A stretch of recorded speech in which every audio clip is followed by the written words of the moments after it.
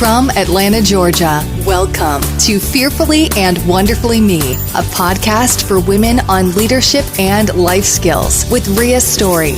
Rhea shares powerful life and leadership principles, helping you maximize your potential and become the woman God created you to be. Hello, everyone. Welcome to today's segment on courageous choices. I talked last time about the 4 different dimensions in life and asked you to just kind of reflect on how satisfied were you with the choices that you are making in each dimension of life: the physical dimension, the mental, emotional dimension, the social relationship dimension, and the spiritual dimension. So if you haven't listened to that episode, I really encourage you to stop here and go listen to that episode first before you continue with this one, because it really gives you the foundation for what we're going to talk about today. And today's topic is courageous choices. And I was reflecting on this the other day while I was out running, because I think a lot of times we have an underlying emotion in our life that we're trying to mask. Something that hurts. We've all experienced adversity in life. We've all experienced pain or hardship, or maybe we're going through a difficult time right now.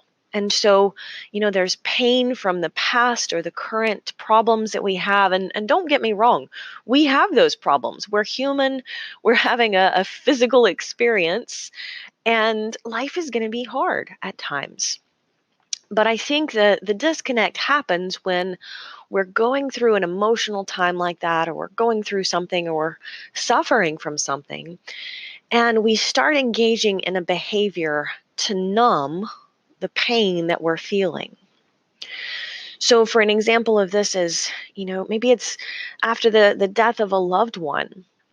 We find ourselves turning to behaviors that don't really serve us because we're trying to cover up that pain, or we're trying to pretend that we're not broken in some way. And that behavior could absolutely turn into something that it even could become an addiction if we take it too far. And any behavior that we do, we could carry it too far. It's not what we do so much as why we do it that determines if it's a behavior that doesn't serve us. So today, as we're talking about those choices that we make and making courageous choices, the thing about it is we often choose the choice that's easy or that makes us feel better short term, but doesn't serve us long term. So I want to really just ask you to think about the choices that you're making in each dimension or area of your life, and ask you, are those choices nourishing you? Or are they maybe just temporary band-aids for a deeper problem? It's not what you do so much as why you do it that determines whether it's just a relaxing activity, such as, watching a movie or a favorite TV show, or maybe you're spending 8 hours vegging out in front of the TV.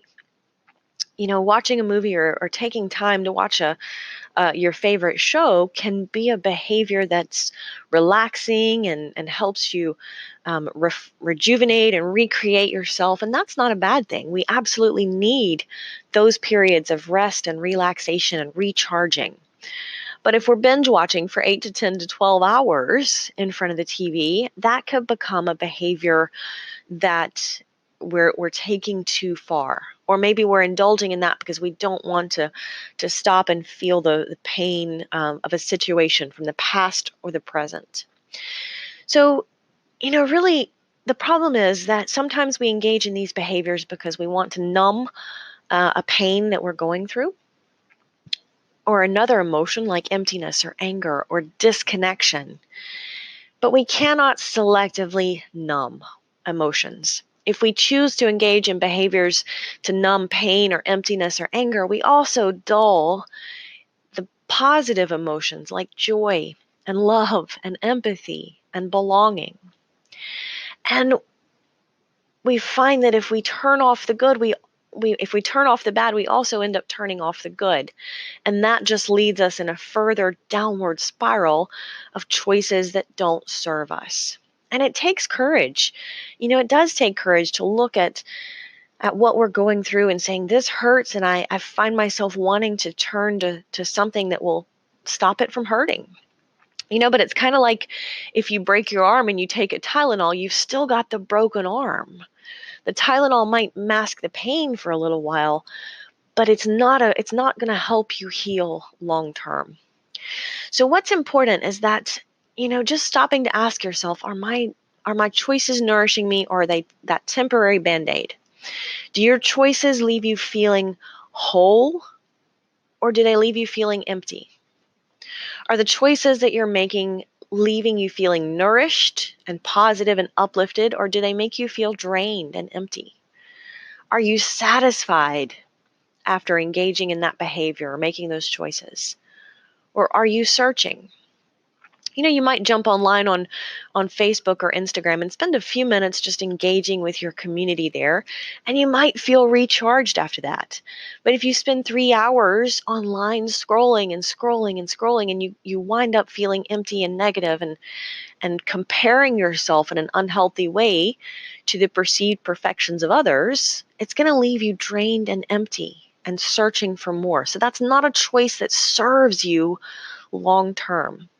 And again, we could take any behavior too far. Any behavior could become something that doesn't serve us. You could spend hours and hours and hours shopping online and find yourself spending too much money on something that you really don't want, and it's really not satisfying, or something that you really don't need. Exercise. At some point in my life, I was taking exercise too far. And, exercise can be a good thing, but if we're exercising too much, or it's out of control or out of balance, it can be a negative thing. So really important that we think about that. So I want to share with you just a quick story. I came across this. I've read The Velveteen Rabbit, of course, many times when I was really young. And if you haven't read it, it's a very old children's story. And I was flipping back through Brene Brown's book, Daring Greatly, and she includes an excerpt in here. So, I really think it's just relevant to this subject. So I want to just share a short segment of it and leave you with with this. And I'm just sharing this story from The Velveteen Rabbit by Marjorie Williams.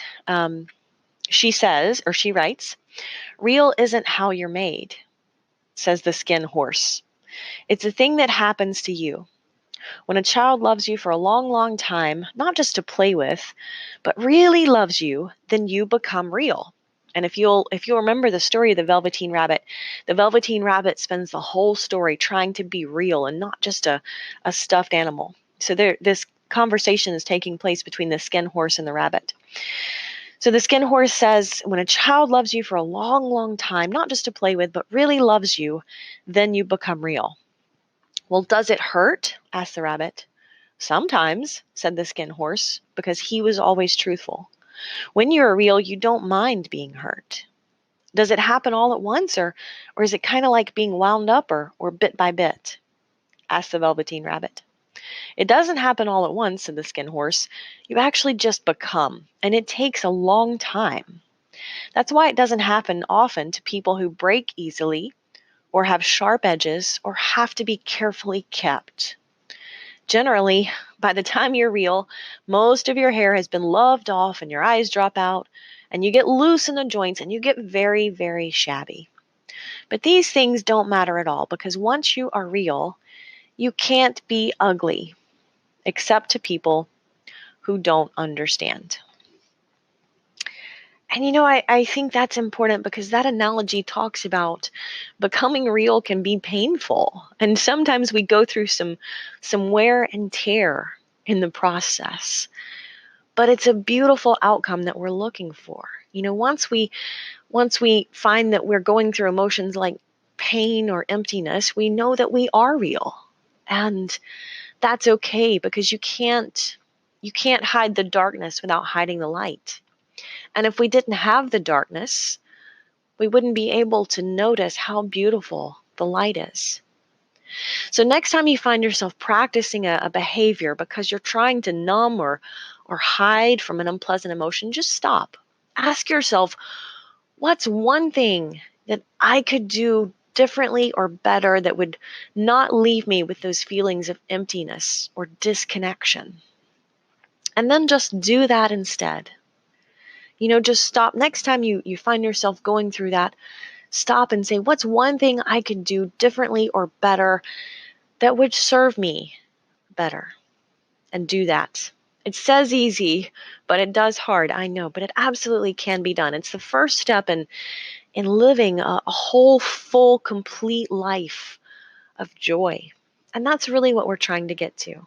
It's identifying that I'm fearfully and wonderfully me, and I want to live an abundant life. But in order to do that, I've got to stop engaging in the things that don't always serve me and who I want to be long term. Until next time, my friends. Start increasing your influence and maximizing your potential with Ria's audiobooks. Available at audible.com, amazon.com, and iBooks. Please visit riastory.com to learn about Ria's books, resources, speaking, and training programs. Thanks for listening.